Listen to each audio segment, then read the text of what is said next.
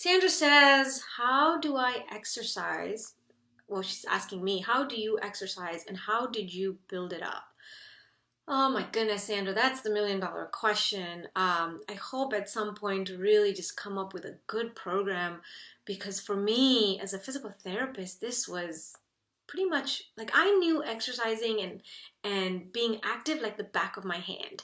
And all of a sudden, here I was, could not exercise at all, could not get out of bed, and if I even walked down my driveway and back, I'd be swollen and bedridden for days. So for me, this was really shocking that this is what I do for a living, and I know everything to do for this, and I can't tolerate it. So how did I first start exercising? First, I didn't exercise at all for at least a year. I was so sick, I was bedridden, did not exercise for a year. And, while, especially for someone like me, who's a very active, fit person, and I'm type A personality, it was just a hard pill to swallow, very tough. But, Sandra, as I continued to understand my illness and understand, my adrenal fatigue and how I was like in stage 4, and I just, was very, very sick. It was just what my body needed, was complete and utter rest. So I started from there. And then I think I mentioned to you guys before, I used to sit outside a lot. So first thing in the morning, I would sit outside. If I could stand, I would stand on grass and get some grounding or earthing in that way, and heal my body that way. And I would just stand there. I would stand there with my cup of green tea or dandelion tea at that point, which is what I was drinking, and I would just stand there on the grass and I would have some chanting and some prayers going on, and I would stand there with my cup on the grass barefoot and just stand there for 10 minutes, and that's all I could do. And then I slowly progressed my way up to restorative yoga, which I started doing, and that was just laying in certain positions for 5 minutes. You're just laying in one position. And for me, someone like me who really have been an avid exerciser for 17 to 20 years, this was so difficult to do, but I did do restorative yoga and just really lay there for quite a few minutes in each pose. And my neighbor was awesome, gave me a book on restorative yoga because she knew how sick I was and things like that. So then from there I worked it up to where I started walking a few steps inside the house. I would walk the hallway. Then I started walking outside on the driveway. And so that gave me a little bit of, energy to walk a little like that. So you really have to go very, very slow. When I started doing the driveway, I was just all excited and I thought, oh, I can, make it out the driveway and go on the street. And sure, lo and behold, I was bedridden again for 2 days. So then I had to really backtrack a little bit. So you have to really start slow, and you cannot progress every 2 days. It's not like a normal person where you progress every 2 days or every week that you add weights. You cannot do that. Like almost a month of just walking on my driveway. That's all I did. And then I continued out to the street and started that way. And so then that started getting better. And so that's really where I started. I still remember when I officially started walking a lot more on the street. And initially I could only walk, out of my driveway and about 5 minutes down the road. That was it. And I had the house where the first street and the marker of that was like just such a tough part to get to.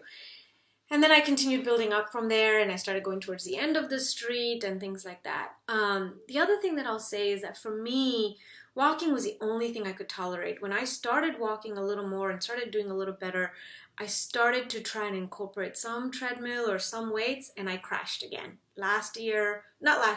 Probably two or 3 years ago, had another crash because I incorporated weightlifting in the gym because I thought again I could do it, and then here I was. I had to backtrack again. So for me, walking surprisingly was the least of an insult to my system, and my body wasn't reacting to that. So that was very helpful, and that's really all you need if you're looking to lose weight. If you are looking to help your brain, BDNF is something that your brain produces, and so you only get that with walking, and so then that really helped as well with my mental status and things like that. And then I just continued from there. And then about 2 years ago, I started some swimming. That surprisingly, I did okay. It was very little. I would maybe swim 10 minutes, twice a week. I would go to our local gym here, and 10 minutes twice a week, that's all I could do and tolerate. And for me, that was taxing. I would crash in the afternoon because that was exhausting, but at least I wasn't, crashing for days. So slowly building that up. And then beyond that point, last year, I started Pilates. And that has actually done really well for me. I'm up to doing Pilates, at least 3 times a week. I walk 3 times a week now. Sometimes I'll run on the treadmill. And so it's just really been a gradual building up of exercises. And all this took me years. It's not something that happens in a matter of weeks or months. It took years to build that back up. The other thing I'll say is, and I was against this, and I don't know why I was, I'm a very natural, holistic person, and so I really didn't want to take any additional supplements or external things to help me.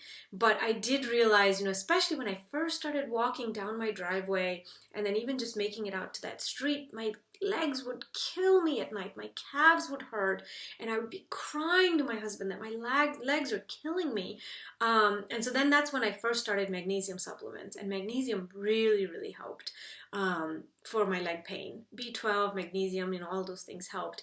And then as I started walking a little bit more, I started doing EAAs, essential amino acids.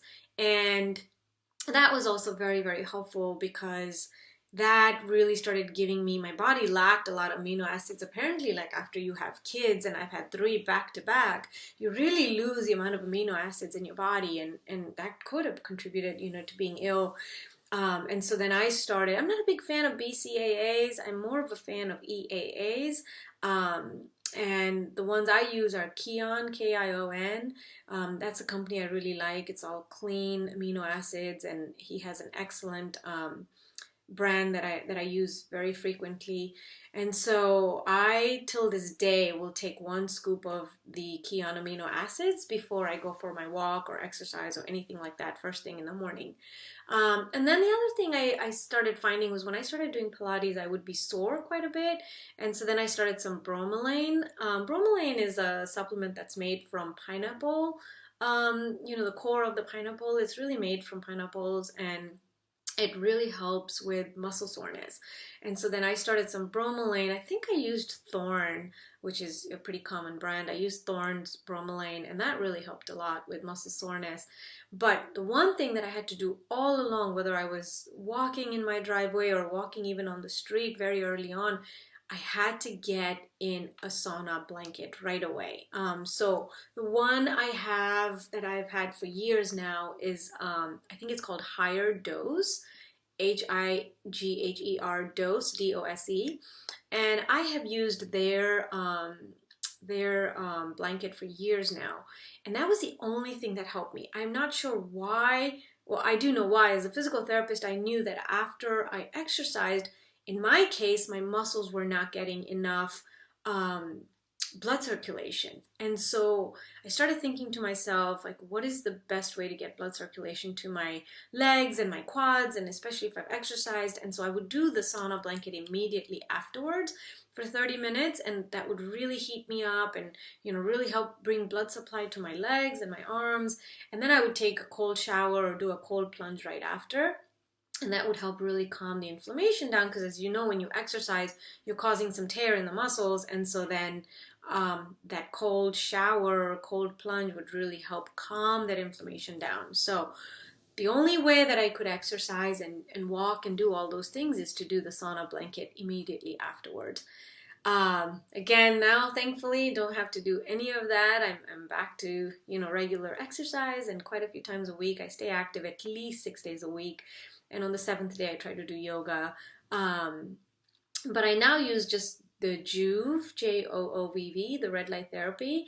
I just use that a couple of times a week, and it just seems to help with any kind of muscle soreness and things like that. And I really do like that.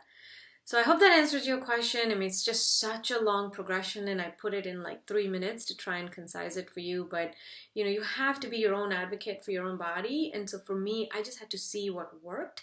And there are times, like I said, I fell back a couple of times because there was a lot of things that didn't work and I pushed it too much. But then I kind of figured out, to use the sauna blanket immediately afterwards and an ice bath, to help with any inflammation and stuff like that. And then now I'm up to the red light therapy. So, and even that, just maybe 2 or 3 times a week is all I really need to do.